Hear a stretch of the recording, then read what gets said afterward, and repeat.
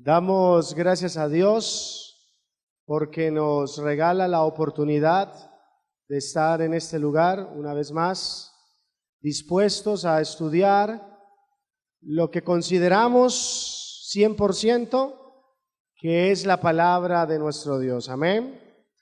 Ahí donde están vamos a cerrar nuestros ojos, muchas gracias, y vamos a orar. Querido Padre, ha llegado el momento, Señor, de abrir tu palabra.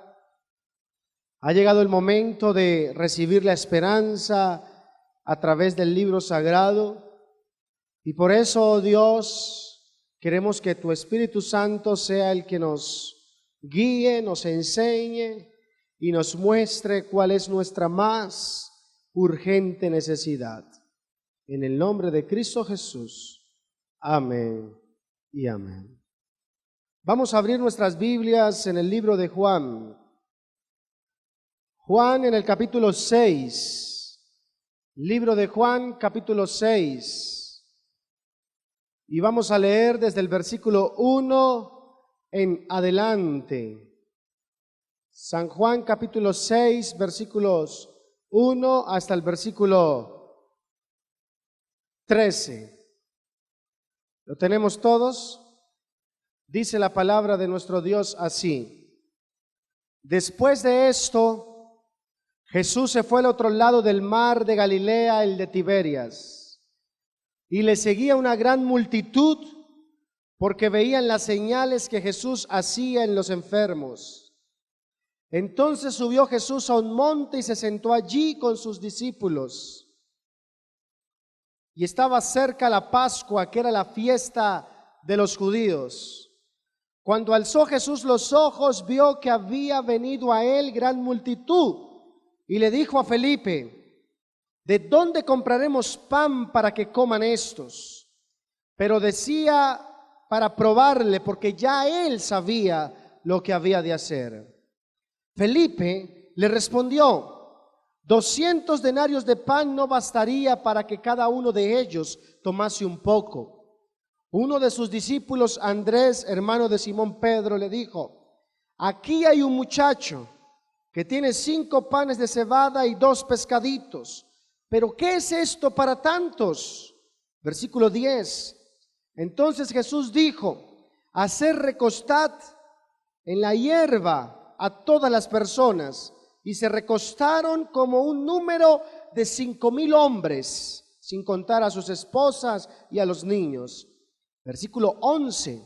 Y tomó Jesús aquellos panes, y habiendo dado gracia, los repartió entre los discípulos, y los discípulos entre los que estaban recostados, asimismo de los peces cuanto querían.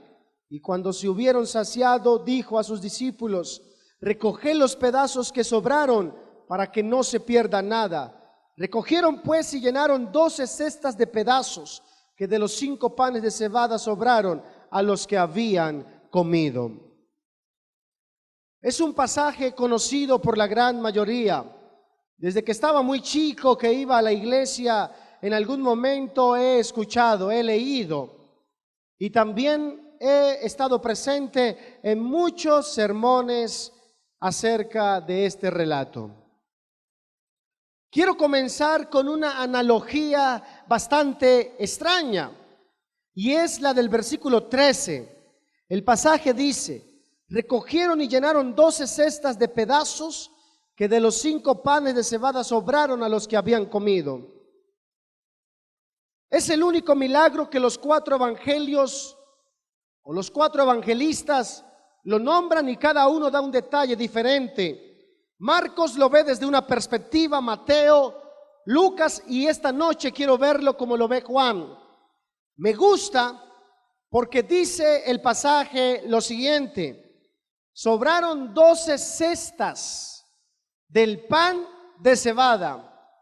Y cuando yo leía, yo veo que el Señor no repartió solamente pan de cebada. El Señor repartió también, ¿qué? Pescado. Y yo me reía y decía: Dios mío, ¿qué sucedió en ese momento? ¿Por qué solamente Juan hace énfasis en que quedó pan de cebada? ¿Será que la gente de aquellos días no es muy diferente a nosotros en la actualidad?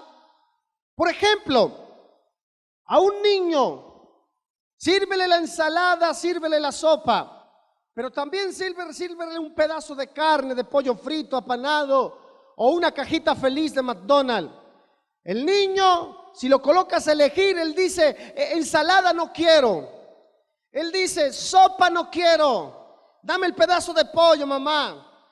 Y cuando el niño dice, quedé con hambre, mi hijo, ahí hay ensaladita. No, yo quiero es pollo, yo quiero carne. Sin embargo, cuando usted coloca en una escala de valores, ¿qué le hace más bien a nuestro organismo? ¿La carne, la proteína del animal o todas las proteínas que tienen los vegetales? ¿Qué nos cae mejor? Los vegetales. Nuestros dientes fueron diseñados para el vegetal, no para arrancar la presa como la carne. Y no solo el niño, la gran mayoría somos así. Allí iba Pedro y decía, quedó con hambre, papito. Y al lado Juan, sí, ¿quiere más? Sí, ¿qué quiere? ¿Pancito? No, dame pescadito. Y tome su pescadito. ¿Y usted qué quiere? ¿Quiere pancito? Dame otro pescadito. Y pescadito. Y todo el mundo le hacía el feo al pan. Cuando estudié sobre la cebada, quedé maravillado de todas las virtudes que tiene la cebada. Cada una de las vitaminas que contienen para nuestro organismo, el calcio que nos aporta a nuestro cuerpo, y cada uno de los nutrientes de las vitaminas y cada uno de esos factores positivos que se comparan con el pescado, y el pescado queda muy por debajo del plan nutricional que Dios tiene para nosotros. Pero así somos los seres humanos. Se nos coloca lo que menos nos hace daño y se nos coloca lo que más nos destruye. ¿Y qué elegimos? Lo que nos destruye. Mi hija, ese hombre no le sirve. Ay, mamá, no sea metida, déjeme vivir mi vida. Y ahí está el fracaso, el fiasco, el chasco. No somos diferentes a ellos. Nos encanta escoger lo que a nuestra vista creemos que es mejor. Pero pregunto, entre el pescado y la cebada, ¿qué es mejor? La cebada. Y si algo quedó ese día, ¿fue qué? Cebada. Hoy en día sucede lo mismo. Hoy en día a mí me encanta el fútbol, por ejemplo, y me podés colocar a ver 6 horas de fútbol que yo no me enojo. Yo soy feliz. Pero colócame a escuchar 6 horas de predicación y tal vez no aguanto. Son las 8 de la noche y ya uno se desespera. Pero un programa puede durar hasta las 11 de la noche y ahí estamos, pescado, y la cebada la dejamos a un lado. Sábado en la mañana llegamos ahí casi sobre la hora, olfato de culto divino, por la cebada. Pero cualquier otra cosa que vayamos a hacer que tenga que ver con algo que no nos nutra espiritualmente, ahí estamos puntualitos. Si mañana el presidente dijera, voy a visitarles para atender, así no les dé nada, mañana estaríamos aquí a las 7:30. Es más, hoy nos quedaríamos para asegurar el puesto. Pero el creador del universo dice, te espero mañana. Y no, mañana llegaremos temprano, amén. Entonces, cuando yo leía, me reí y decía, Dios mío, esta gente no es diferente a nosotros. Cuando Pedro ofrecía, decían, Pedrito, dame el pescadito, ese que está más tostadito, dame para acá. Y cebada no, si voy a meterle más, que sea pescado, no cebada. Después de esta analogía que tiene mucha lógica, quiero comenzar como el texto, el evangelista lo nombra. Después de estas cosas. Saben, queridos amigos, cuando vamos a la Biblia, no necesitamos ir a la facultad de teología para comprender lo más sencillo que tiene la escritura. En la teología se comprenden algunos términos del griego, del hebreo, del arameo. Pero el Señor Jesucristo, cuando dejó su palabra, la dejó de una manera clara, sencilla. Pero sí hay que seguir algunos principios al momento de estudiar un versículo. Y uno de ellos es hacerle preguntas al versículo. Por ejemplo, ahí dice, después de estas cosas. ¿Qué versículo es ese? El 1 del capítulo 6. Y usted queda como que, ¿qué cosas? Bueno, el escritor de Juan 6 es el mismo escritor de los primeros 5 capítulos. Y quiero que abra su Biblia en Juan 1 para ver qué es lo que él dice después de estas cosas. Cuando Juan está diciendo, Reinel, después de esta cosa, se está refiriendo también a lo que pasó en Juan 1. En Juan 1, el resumen de todo el capítulo dice que Dios miró a la humanidad y que la humanidad estaba perdida, que la humanidad no tenía solución, que la humanidad estaba desesperanzada. Pero dice el versículo 1, en el principio era el verbo y el verbo era con Dios y el verbo era Dios. Pero el versículo 14 dice, y el verbo se hizo ¿qué? Es decir, Juan 1 me dice que Dios no es un Dios solamente teoría. Si te han predicado un Dios teoría, estás equivocado. Yo no comprendo un Dios que le gusta que sus hijos hablen de bendición y las ollas boca abajo. Ese no es mi Dios. Yo no comprendo un Dios. Y hoy me decía, no, bueno, hoy en la madrugada, una chica que perteneció a nuestra iglesia, y me decía, me salí de la iglesia por muchas cosas. Le dije, Jenny, dime, ¿qué te pasó? Y comenzó a darme todo. Y dentro de la lista que tenía decía, ¿por qué en la iglesia todos andan llevados? Si tenemos un Dios que es el dueño. Yo le dije, bueno, pues no sé qué iglesia hayas sido tú, pero te respeto. Pero yo conozco gente que no anda llevada, pero el común denominador dice que sí. Entonces muchas veces eso sucede porque nos hemos metido en la cabeza un Dios teoría. Pero querido amigo, te digo, la Biblia va más que la teoría.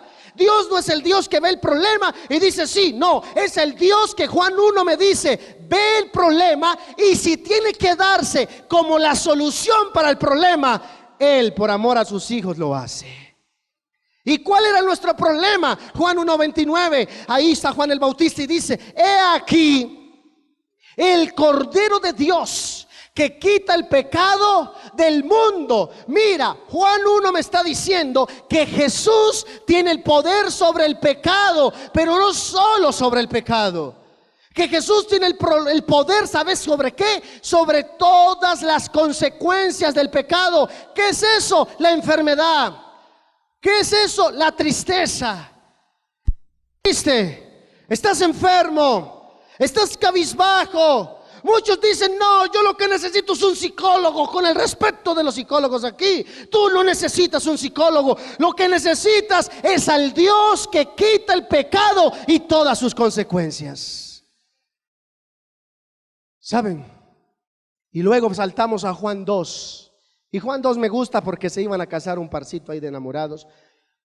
Y se les ocurrió invitar a Jesús.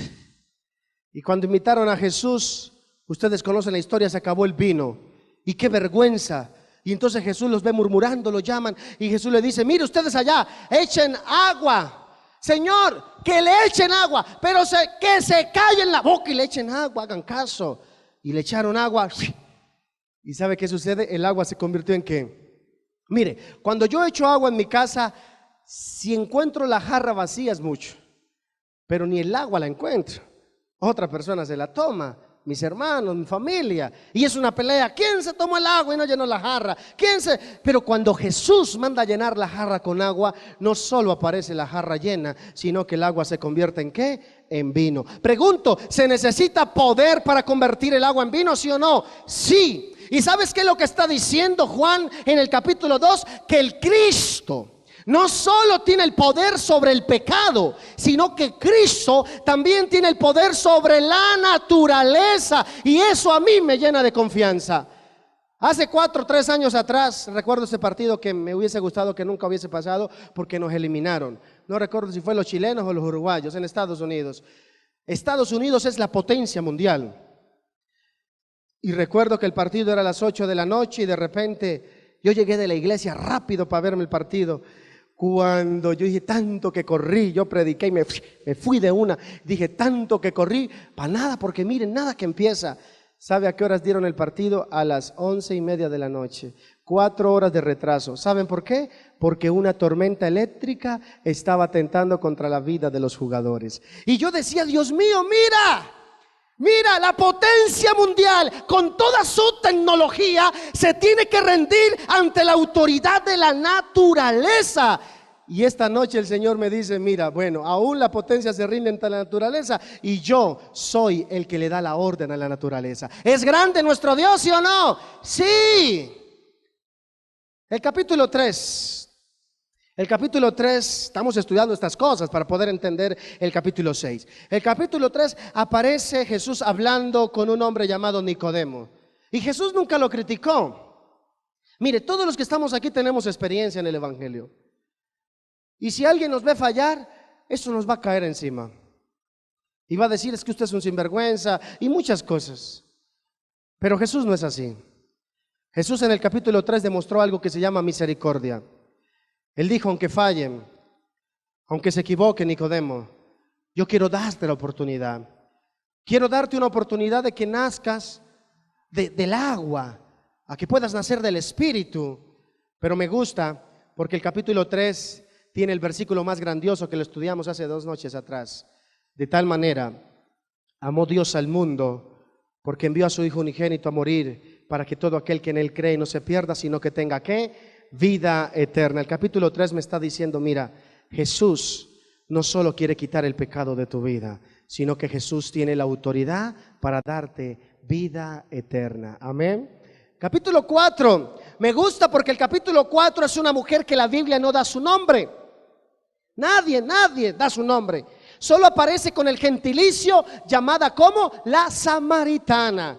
Una mujer que vivía en promiscuidad, una mujer que le había ido mal en el amor, una mujer que había perdido su identidad, la habían denigrado, su respeto y todo lo que podamos llamar ofensas, ella había sufrido.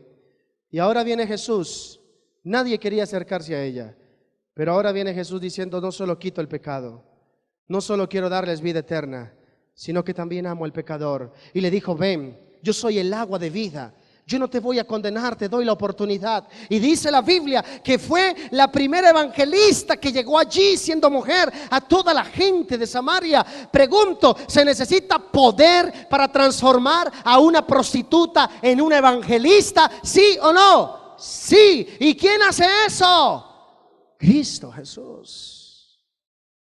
El capítulo 5 es emocionante. Y por ahí entre el 4 y el 5 Jesús sana al hijo de un oficial y él demuestra fe y eso es bueno, pero me gusta el capítulo 5, abra su Biblia en el capítulo 5 y estamos llegando al 6. Había un paralítico. ¿Cuántos años tenía el paralítico tirado en el suelo? ¿Cuántos años? 38 años.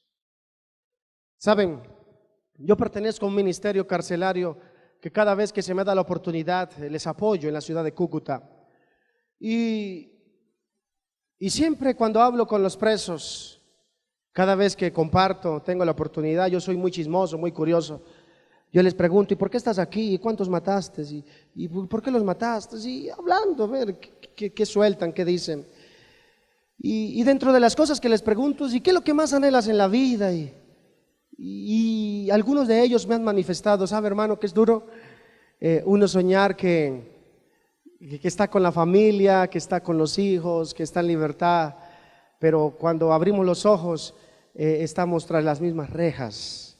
Yo tengo un hermano en prisión, lleva 4 años y medio en prisión aproximadamente, y muchas veces pienso en eso. Pienso que la mayor libertad que puede tener un preso es dormir, porque cuando se duerme no se sufre, cuando se duerme se sueña, cuando se duerme es un mundo irreal, cuando se duerme todo es diferente, puede ser fantástico.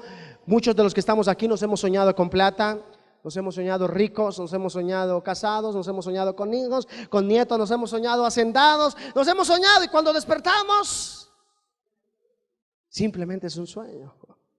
Pero también ha sucedido al revés, nos hemos soñado cosas terribles y cuando despertamos, yo soy lo que digo, gracias Señor, que era un sueño. Bueno, la historia del paralítico me gusta, porque Jesús llega donde él. Y él lo ve como alguien normal que todos los días sucedía lo mismo. Gente pasaba por ahí. Y aquel paralítico llevaba 38 años soñando. Y él soñaba con caminar, con brincar, con hacer la vida normal. Y ese día frente a Jesús, él no sabía que estaba frente al que podía hacer realidad su sueño. Y luego de interactuar, el Señor le dice, hey, levántate, toma tu lecho y anda, porque no solo vine a quitar el pecado, porque no solo vine a amar al pecador, sino que he venido a esta tierra para que todos mis hijos puedan hacer su sueño realidad. ¿Cuál es tu sueño? Caminar, levántate. Y cuando yo leo eso me emociona saber que Dios está interesado en que seas feliz. feliz. Dios no quiere que seas un miembro frustrado. Dios no quiere que hables de bendición y las ollas estén vacías. No, querido amigo, Dios desea que tus sueños sean una realidad y que la gloria siempre sea para Él. Y me gusta esto. Entonces, cuando llegamos a Juan 6, ya tenemos todo un recorrido. Y cuando Juan escribe, está diciendo después de estas cosas, de todo lo extraordinario que Jesús hizo. Y entonces ahora sí viene el relato. ¿Saben?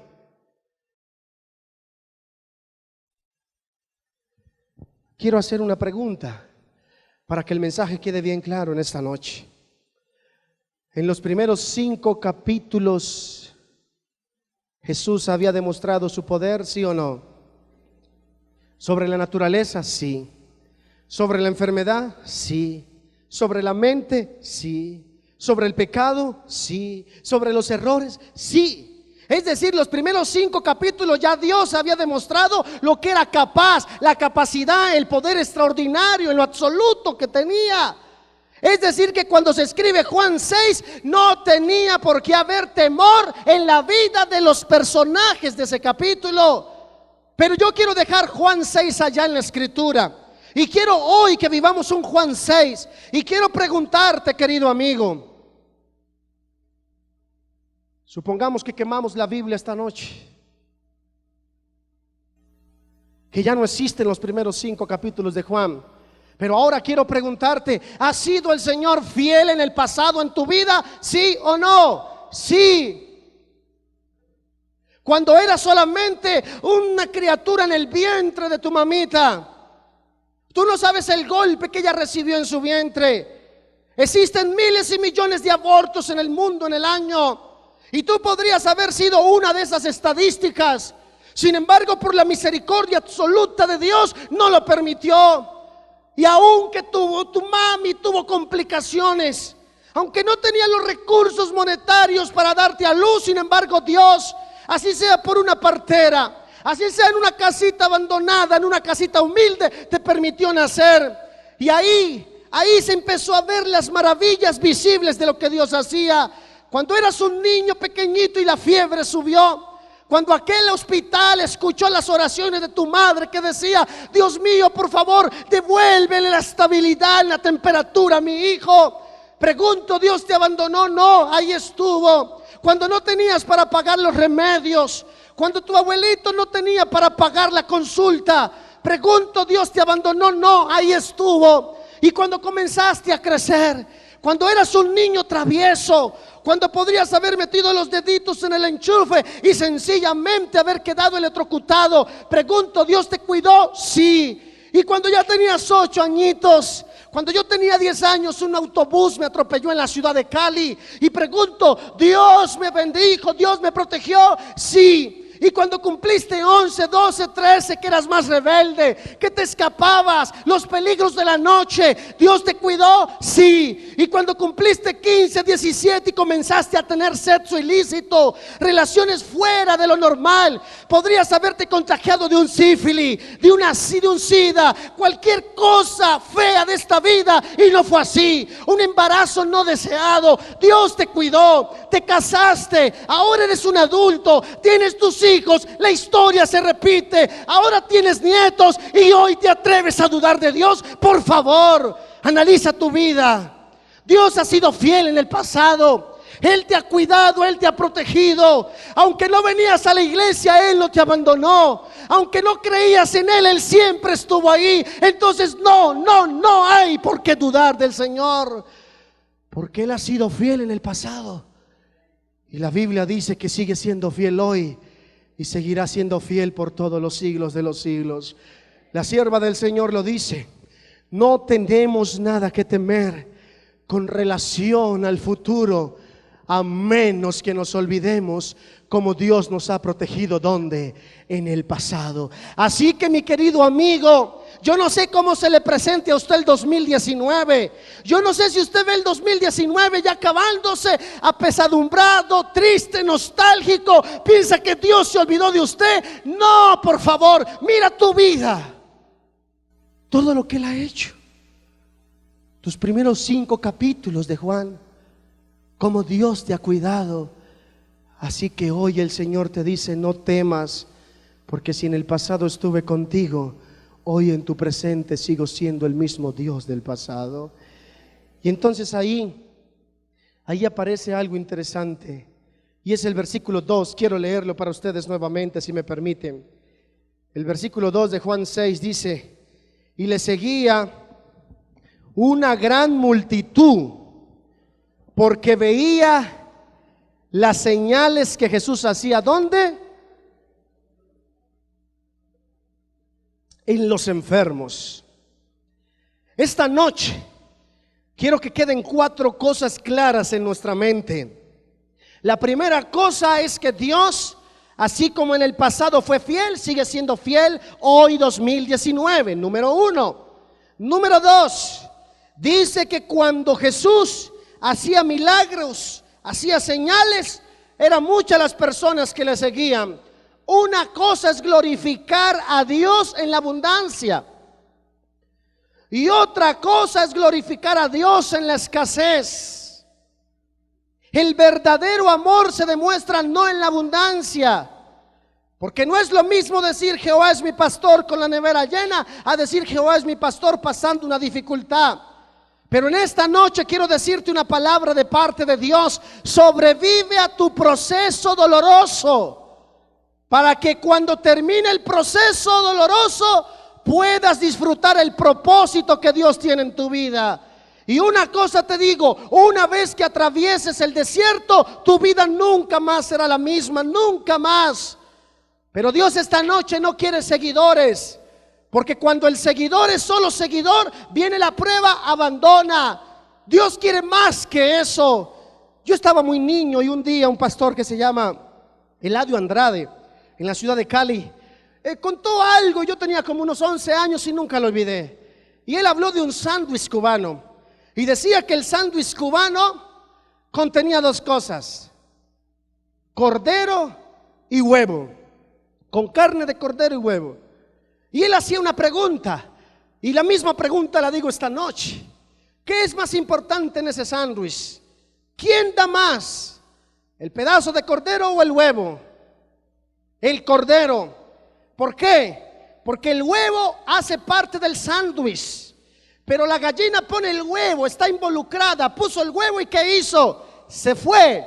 Pero mientras que el cordero no dice: quítame este pedazo de pierna y haz el sándwich. No, el cordero, para poder participar, ¿qué tiene que hacer? Morir. Y me gusta esa analogía, porque un seguidor hace el papel de la gallina, está involucrado, pero cuando llega el momento de morir dice: no, yo no voy a morir. Mientras que el cordero está comprometido.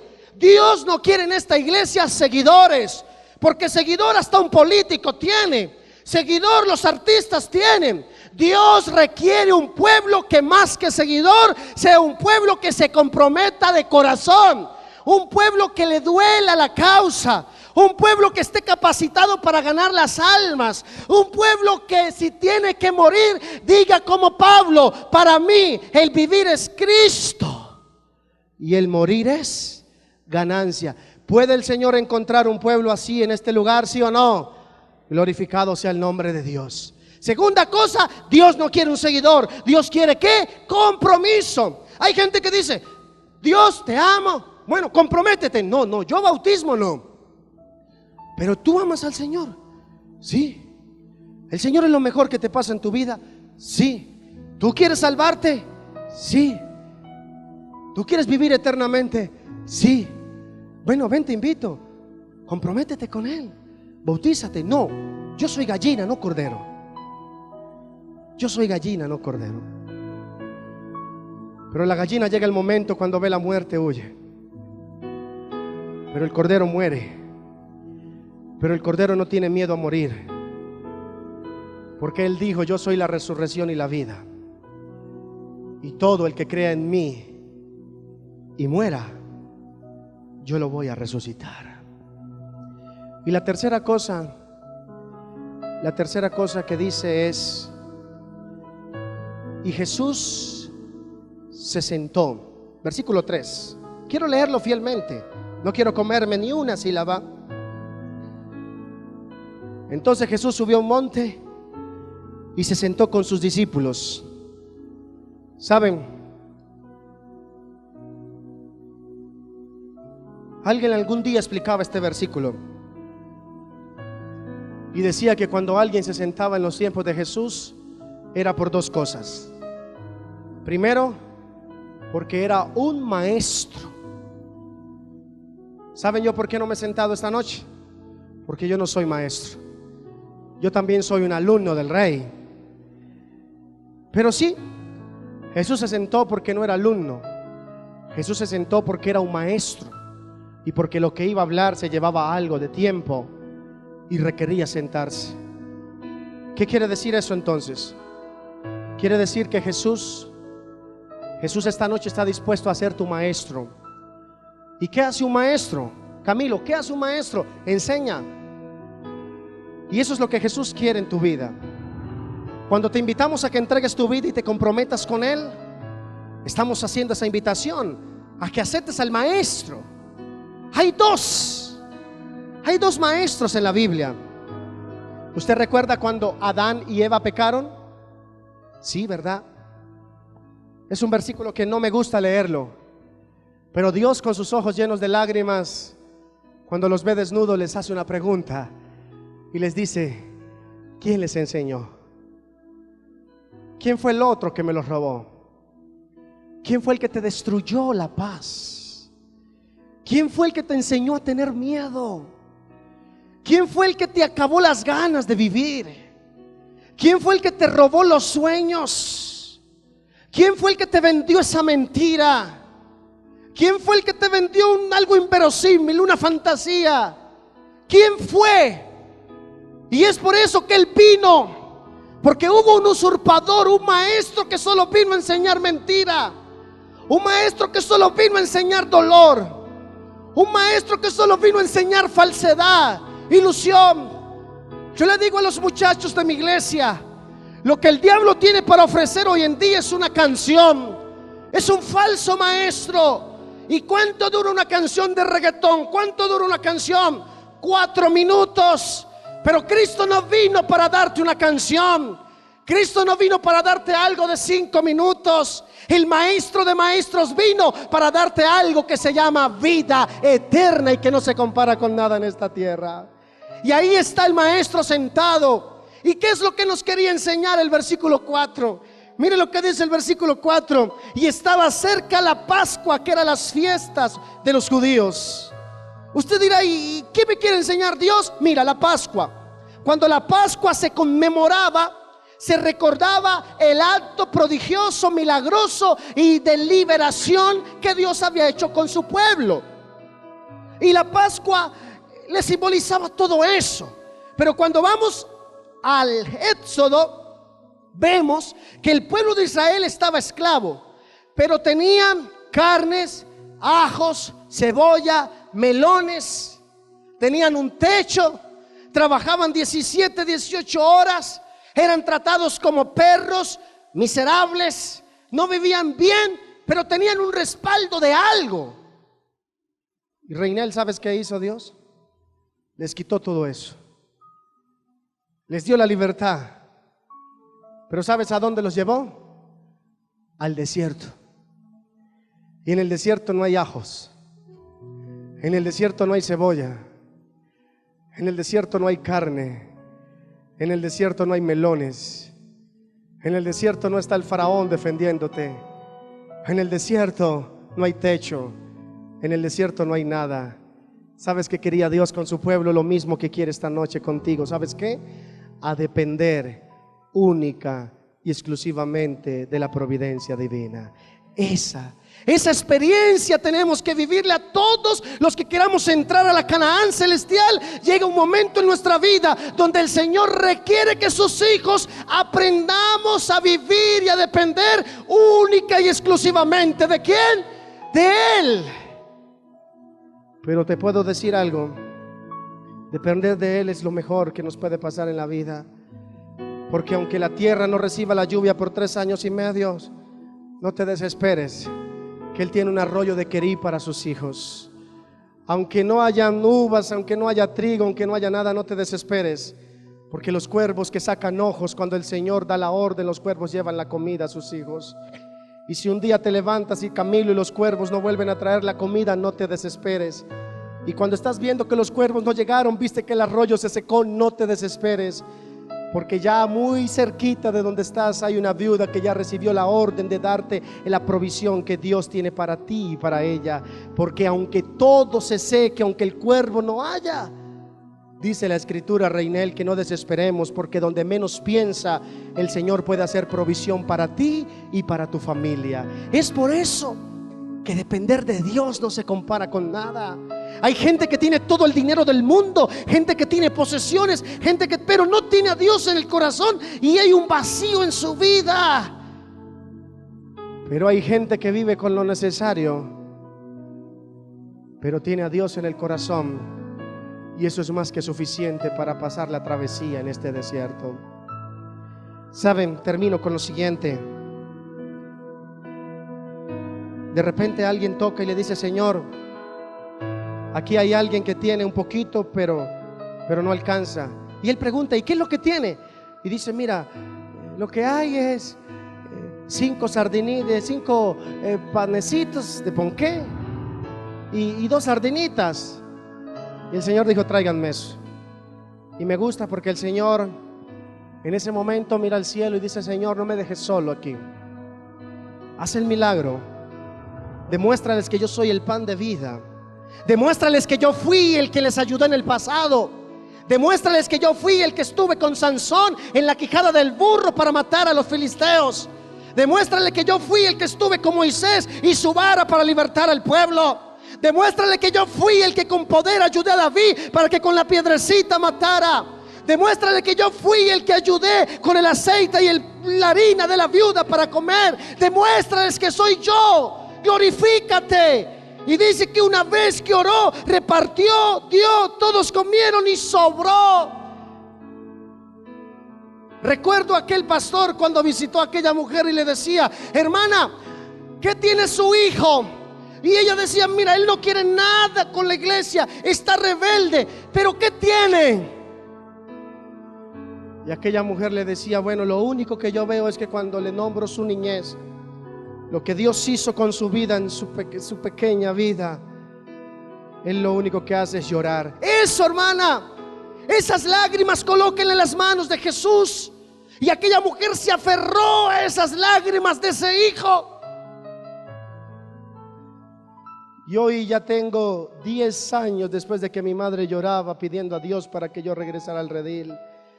Las lágrimas de ese servidor las colocó en las manos de Dios.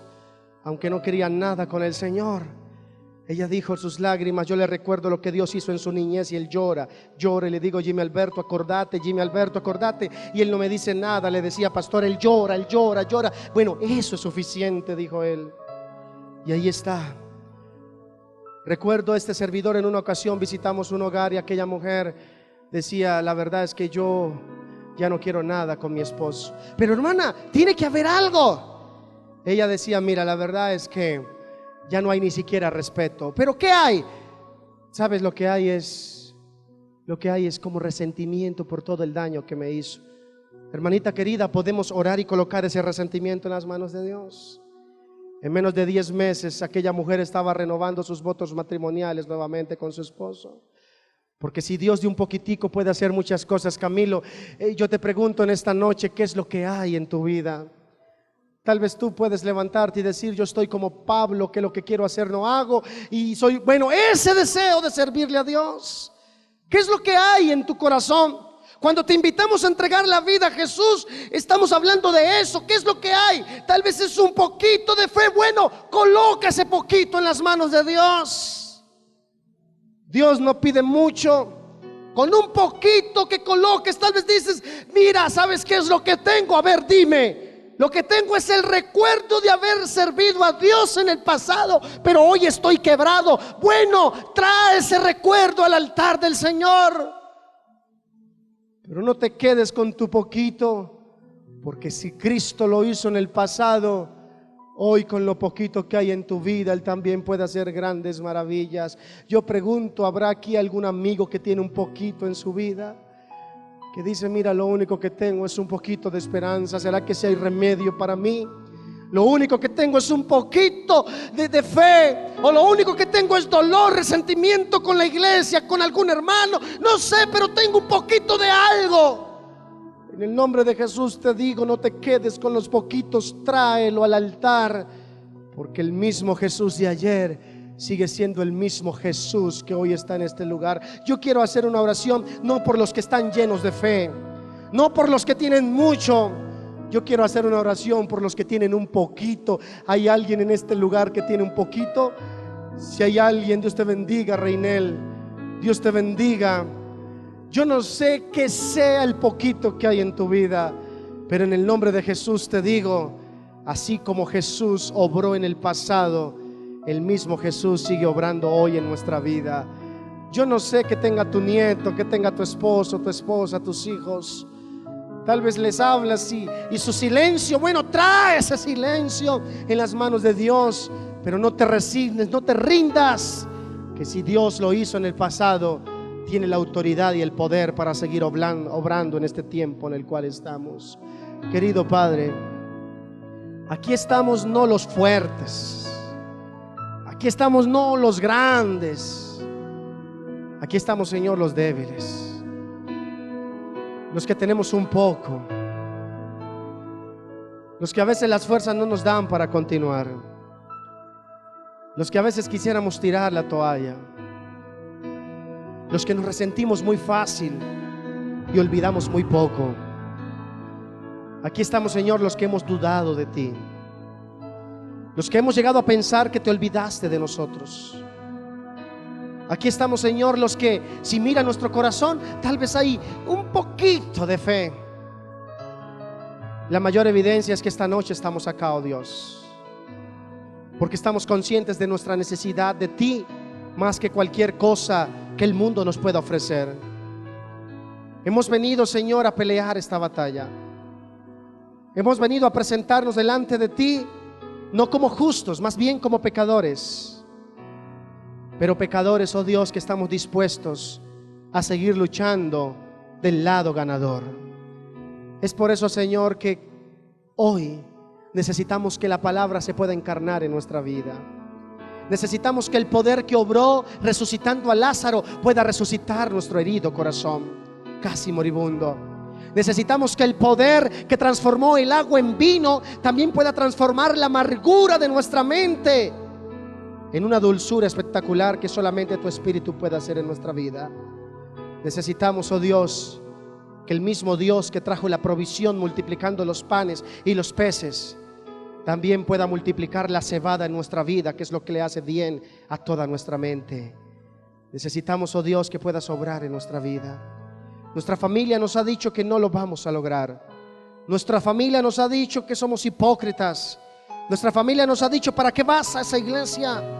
Tal vez han criticado, han mal hablado, nos han herido, y eso nos ha hecho sentir culpables, cobardes. Y hemos llegado a pensar que lo que ellos dicen es verdad. Pero hoy, Señor, en tu palabra descubrimos, acertamos, afirmamos que el que tiene la última palabra no es la familia, que el que tiene la última palabra no es el jefe, que el que tiene la última palabra no es la embajada, que el que tiene la última palabra no es lo social, no es el presidente, no es Satanás. Que el que tendrá por los siglos de los siglos en nuestra vida la última palabra es Jehová, el Dios de los ejércitos. Permite que esta iglesia, que todos los que estamos aquí podamos crecer en gracia, en sabiduría para con Dios y con todos nuestros semejantes. No hay temor, no hay duda, no hay miedo. Venga lo que venga este año, venga lo que venga esta semana, venga lo que venga este mes y todo el resto de nuestra vida, estaremos confiados, porque seremos como el monte de Sión que no se mueve, porque Jehová está en medio de nosotros. En el nombre de Jesús, amén y amén. Pueden tomar asiento. Que Dios los bendiga.